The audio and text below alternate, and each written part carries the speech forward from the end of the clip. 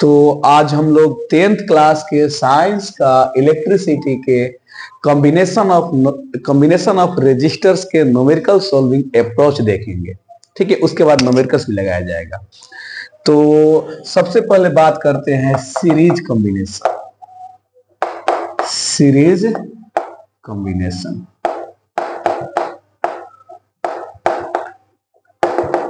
Series combination में equivalent resistance होता है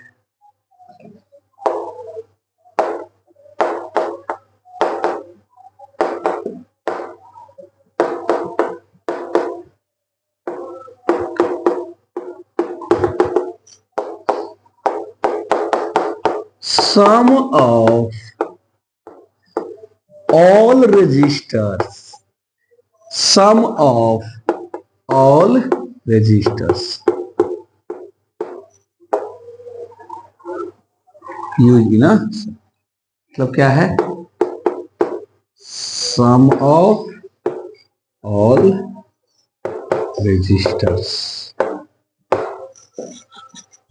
ठीक है, अब इससे इससे हम लोग अगला कंक्लूजन ये निकालेंगे कि सीरीज कॉम्बिनेशन में जो इक्विवेलेंट रेजिस्टेंस होगा उसका वैल्यू सबसे ज्यादा होगा।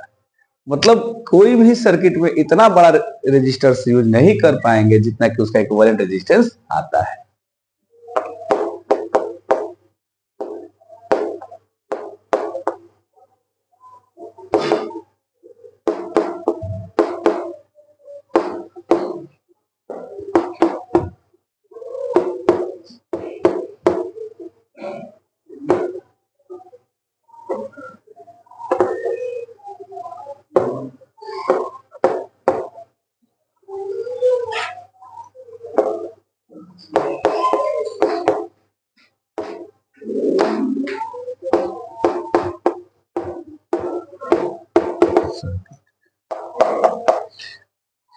थर्ड कंक्लूजन हम लोग अब ये निकालेंगे कि अगर रेजिस्टर्स दिया हो, ठीक है, और कहे कि इससे मैक्सिमम इक्विवेलेंट रेजिस्टेंस लाना हो, तो जब भी प्रॉब्लम में मैक्सिमम इक्विवेलेंट रेजिस्टेंस के बारे में बात करें, रेजिस्टर्स को देके, तो उसको हम लोग किस तरह से कंबाइन करेंगे, सीरीज में। ठीक है,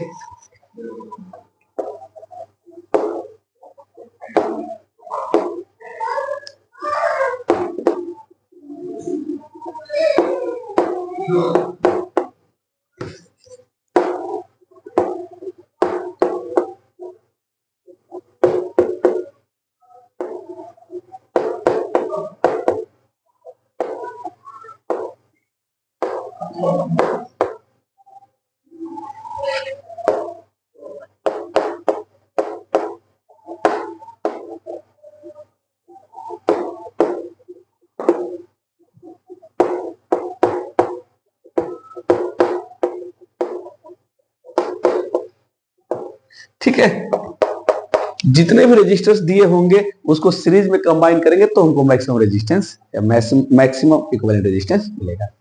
अगला है, अगर सीरीज कॉम्बिनेशन में एन रेजिस्टर्स है, कितने रेजिस्टर्स, एन रेजिस्टर्स है, और सबका रेजिस्टेंस सेम है, तो उस कंडीशन में जो इक्विवेलेंट या हम लोग कह सकते हैं कि सिंगल रेजिस्टेंस जो आएगा वही इक्विवेलेंट रेजिस्टेंस, उसका वैल्यू एन टाइम्स ऑफ हो जाएगा किसी एक के रेजिस्टेंस के।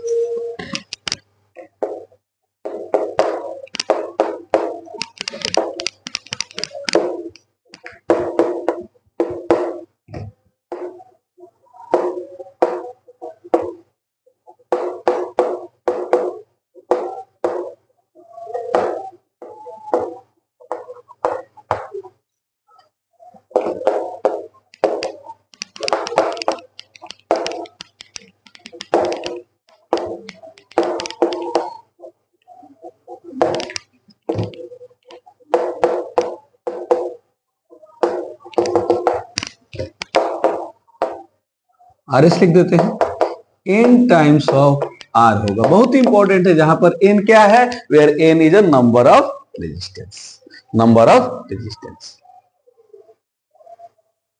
ठीक है, फिर आगे बताते हैं।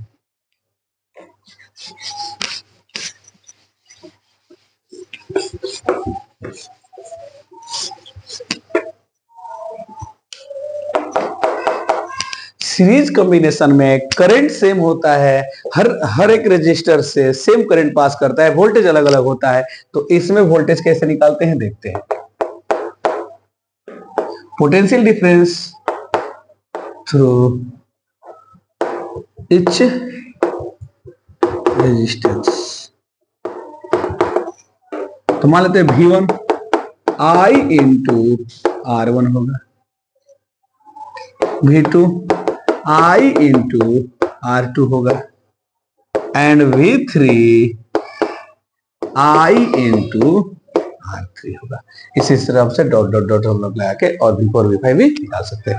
मतलब जो रेजिस्टेंस है उस रेजिस्टेंस का वैल्यू इंटू करंट V1 आ जाएगा। फिर अपना अलग रेजिस्टेंस R2 है तो R2 का वैल्यू इंटू करंट V2 दे देगा।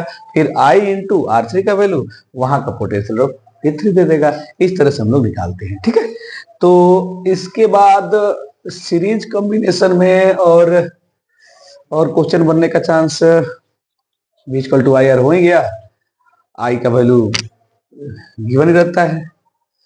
अच्छा, अगर आई का वैल्यू निकालना होगा तब क्या करेंगे, आई ही ना दिया हो तो करंट का वैल्यू निकालते हैं। I is equals to V by, अब ये वी क्या है, बैटरी का, किसका है, V of battery, potential difference है voltage of battery, R S equivalent resistance, potential of battery या voltage of battery by equivalent resistance. R S क्या है, इक्विवेलेंट रेजिस्टेंस। इसको हम लोग ऐसे भी लिख सकते हैं, V by R one plus R two plus R three dot dot dot, इस तरह से डालेंगे।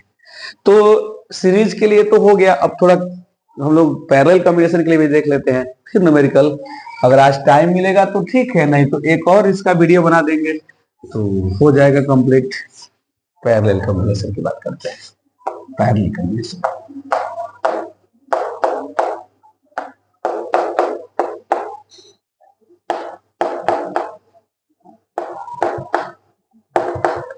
थोड़ा फील है पैरेलल सीरीज कॉम्बिनेशन से, थोड़ा ये हल्का सा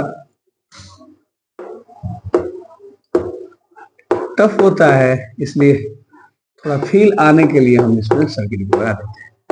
R1 है, R2 है, R3 है, V है, करंट I है, इसके बाद I1, I2, करंट क्या है।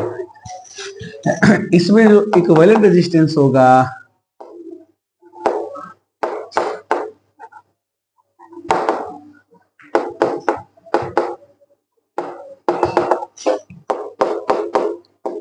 P लिख देते हैं, 1/R1 plus 1/R2 plus 1/R3 dot dot dot, अगर n तक होगा तो R। आगे बढ़ते हैं। In case of two resistors only, in case of two resistors,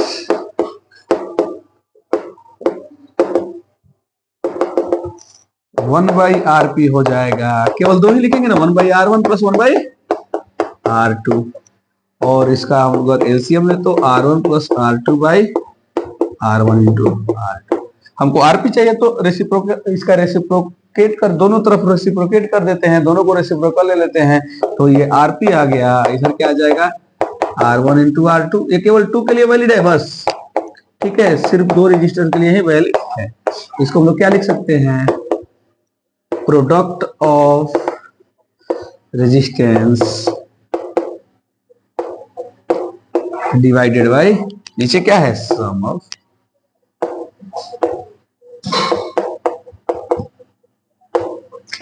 तो अगर दो ही रेजिस्टेंस यूज किया गया हो पैरेलल कॉम्बिनेशन में, तो उसका इक्विवेलेंट रेजिस्टेंस होगा product of resistance divided by sum of resistance.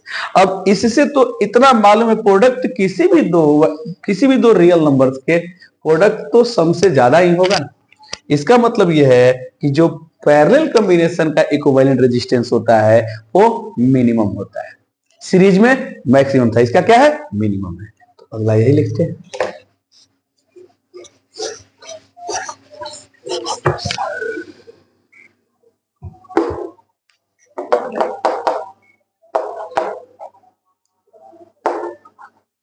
Value of equivalent resistance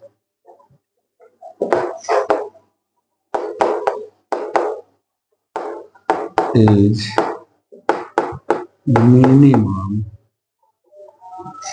among any resistors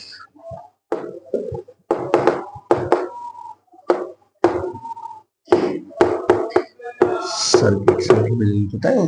जो भी सर्किट में रेजिस्टेंस यूज होते हैं उनमें से किसी से भी सबसे कम वैल्यू मिनिमम वैल्यू किसका होता है? इक्विवेलेंट रेजिस्टेंस का। आरपी का वैल्यू मिनिमम होता है। तो यहां से हम लोग ये पॉइंट को हाईलाइटेड कर सकते हैं कि अगर रेजिस्टेंस दिया हो और कहे कि मिनिमम रेजिस्टेंस लाना है, equivalent resistance minimum find out करना है, उसका कॉम्बिनेशन कीजिए, तो हम लोग किस तरह के कॉम्बिनेशन प्रीफर करेंगे? Parallel combination. कैसा? Parallel combination.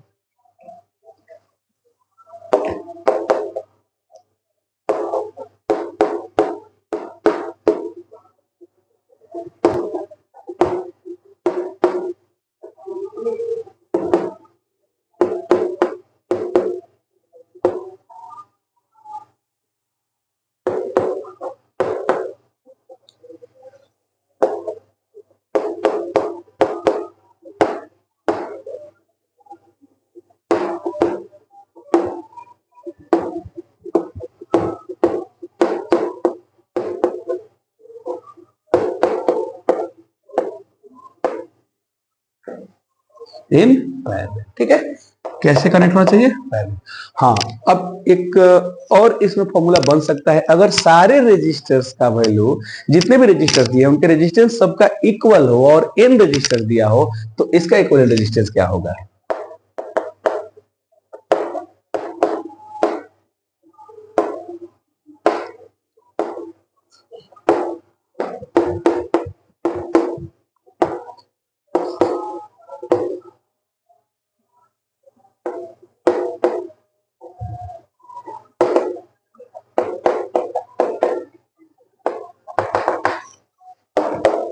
आरपी से लिख रहे हैं क्योंकि पी मतलब पैरेलल इक्विवेलेंट है, हो जाएगा आर बाई एन। क्या हो जाएगा बाबू? R by N. बहुत काम वाला है। अब 10 रेजिस्टेंस है, सबका 10 रेजिस्टेंस है, सबका रेजिस्टेंस इक्वल है और उनको पैरेलली कंबाइन किए हैं, तो उसका इक्विवेलेंट रेजिस्टेंस क्या होगा? तो आर बाई 10 हो जाएगा। आर का वैल्यू दिया है तो उतना बाई 10 है, फिर आर बाई 10 हो जाएगा। ठीक है, तो आज हमको लग रहा है कि ज्यादा लंबा हो गया है वीडियो, तो अगला वीडियो हम कल बनाएंगे और उसमें हम लगाएंगे। आज के लिए इतना ही। Thank you.